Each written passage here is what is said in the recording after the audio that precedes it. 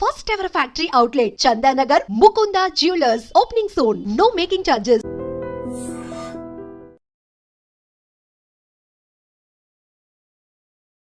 ప్రస్తుత రాజకీయాల్లో, ప్రస్తుత సమకాలీన సమాజంలో బ్యాలెన్స్ చేస్తూ అంటే ఆ టైట్ రోప్ యాక్ట్ అంటారే, ఆ పద్ధతుల్లో ఒక ప్రభుత్వాన్ని సమతుల్యతతో, ఒక ఆలోచనతో, సమగ్రమైన ఆలోచనతో, స్థిరచిత్తంతో నడపడం అనేది ఆషామాషి కాదు.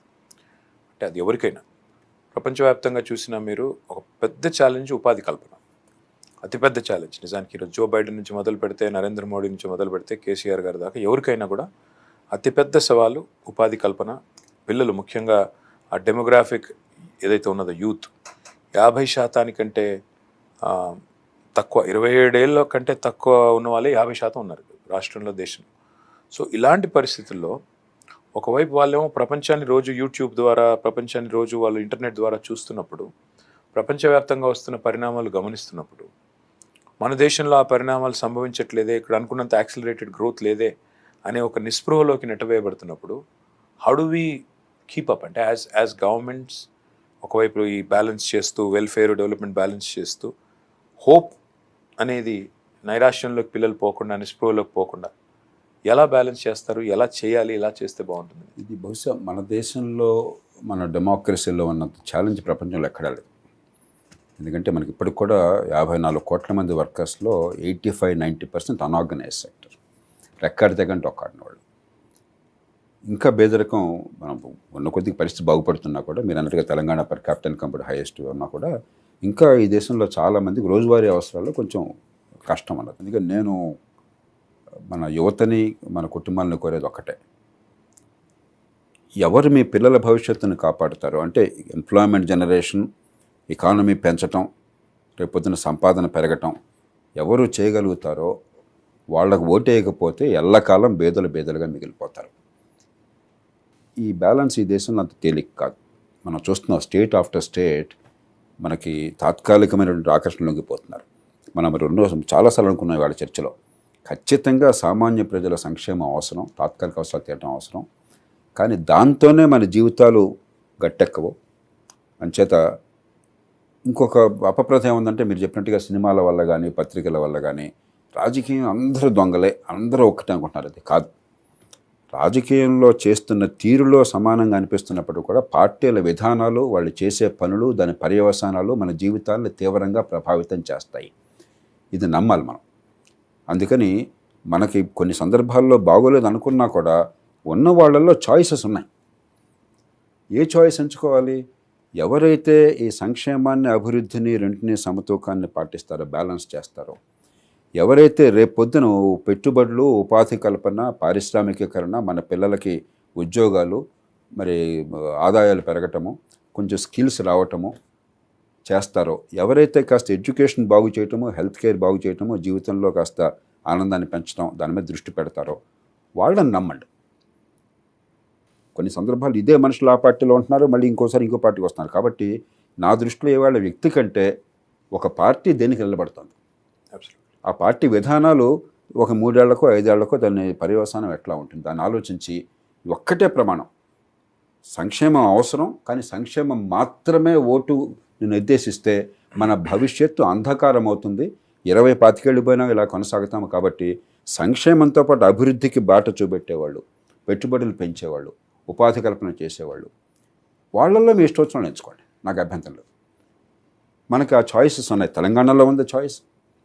పార్టీలు స్పష్టంగా, కొన్ని పార్టీలు పూర్తిగా అభివృద్ధిని పక్కన పెట్టేసి తాత్కాలికమైన సంక్షేమము, పంపిణీ మాత్రమే బాధ్యతని చెప్పేస్తున్నాయి.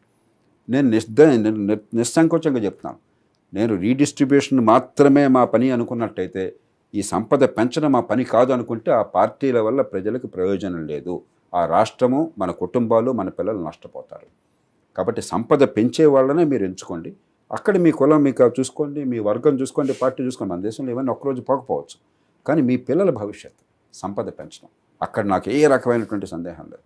ఎందుకంటే ఇన్నేళ్లుగా రాజకీయం మారాలని పోరాడుతున్నవాడిని, నాకు అర్థమైంది ఏంటంటే, రాజకీయం మారడానికి కొంతకాలం పడుతుంది. చట్టబద్ధ పాలన అందరికీ అందటం కావచ్చు, నిజమైన అధికార వికేంద్రీకరణ కావచ్చు, ఎన్నికల వ్యవస్థ మారటం కావచ్చు, ఒక్కరోజు మారదు. ఈలోగా ఆర్థిక వ్యవస్థను కాపాడుకుంటే, మన పిల్లల భవిష్యత్తు బాగుంటే, మన ఆదాయాలు పెరిగే అవకాశం ఉంటే, ముందు ఈ రాజకీయం ఏం చేసే మన బతుకులు బాగుపడటం కోసమే కదా.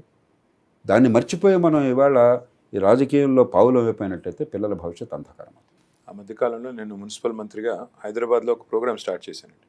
ఆ కార్యక్రమం పేరు మన నగరం.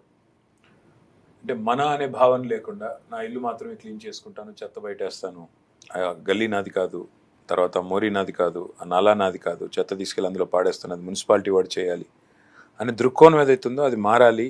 మనం మారుదాం, మన నగరాన్ని మారుద్దాం అనే ఒక కాన్సెప్ట్తో చేశాం. ఇప్పుడు మీరు చెప్తున్న దానికి కూడా దాన్ని అన్వయించుకుంటే రాజకీయం మారాలి, రాజకీయ నాయకులు మారాలి, వాళ్ళ వైఖరులు మారాలి అంటే మనం కూడా మారాలి. లేకపోతే అసలు రాజకీయం ఎందుకు మారుతుంది?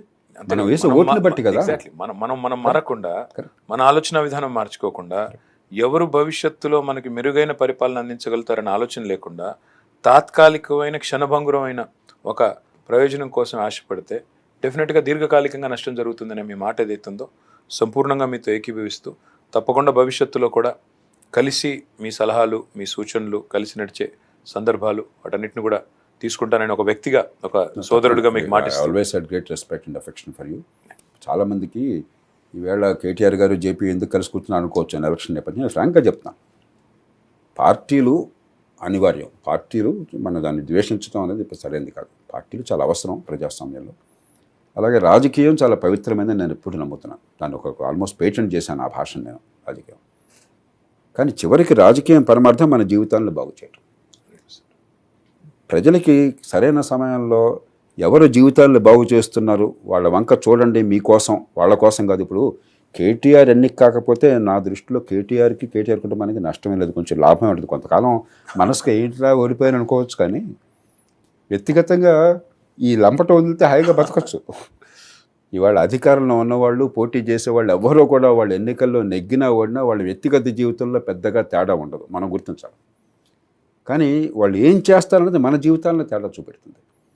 అది మనకు అర్థం కాకపోయినట్టయితే, కాస్త కూస్తో అది అర్థమైన వాళ్ళు కొంచెం ప్రజలకి నిజాయితీగా చెప్పకపోతే, రారుద్ర గారు ఎప్పుడు అన్నాడు కొలనామ పదాల్లో, నిజము చెప్పినవాడు నిజము చెప్పని నాడు ప్రజకు జరుగుని కీడు అని చెప్పని.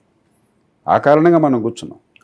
అంతకుమించి ఇది మీరు నెగ్గితే నాకు ఉపయోగం లేదు, అలాగే మీరు ఒకవేళ ప్రజలు వద్దు అని చెప్పంటే నెగ్గకపోతే మీకు నష్టం కూడా లేదు.